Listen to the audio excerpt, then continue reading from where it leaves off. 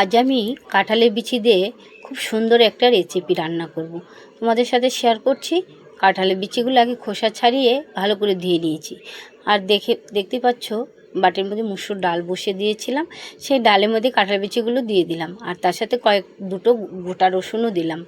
আর রসুন আর ডালটা আর কাঁঠালের বিচিটা একসাথে সেদ্ধ হয়ে যাবে, তাতে আমার এক গ্যাসেই হয়ে যাবে। আর এদিকে কড়াইতে তেল দিয়ে শুকনো লঙ্কাও ভেজে নিচ্ছি। আর এই দিকে কিছুটা পেঁয়াজ কেটে নিলাম, এই জন্য একটু পেঁয়াজটা বেশিই লাগবে।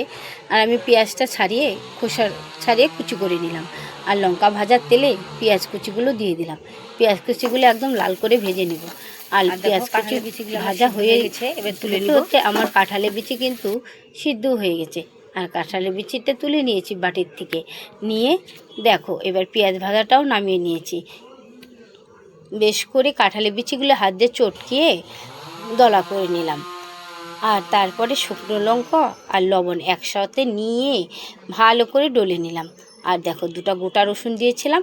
আর রসুনগুলো কিন্তু একদম খোসা সহ করে দিয়েছিলাম, বোটার দিকে আর মাথা দিয়ে একটু কেটে দিয়েছিলাম। দেখো কীভাবে হাত দিয়ে টিপা দিতেই কোয়াগুলো সব বেরিয়ে আসলো।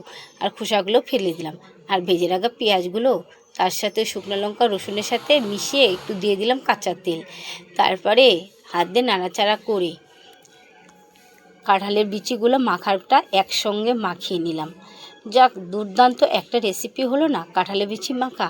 সত্যি এরকম ঝাল ঝাল করে কাঁঠালের বিচি মাখা খেতে যা অসাধারণ। যাদের মুখে খাবারের রুচি নেই বা জ্বর টর হয়েছে, এইভাবে একটু কাঁঠালের বিচি মাখিয়ে আপনার ঘরে ট্রাই করে দেখবেন, খুব সুন্দর খেতে হয়।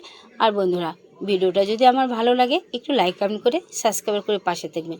আশা করি ততক্ষণ সবাই ভালো থাকবে, সুস্থ থাকবে। দেখা হবে তোমাদের সাথে অন্য কোনো ভিডিওতে। আজকের ভিডিওটা এখানেই শেষ করছি।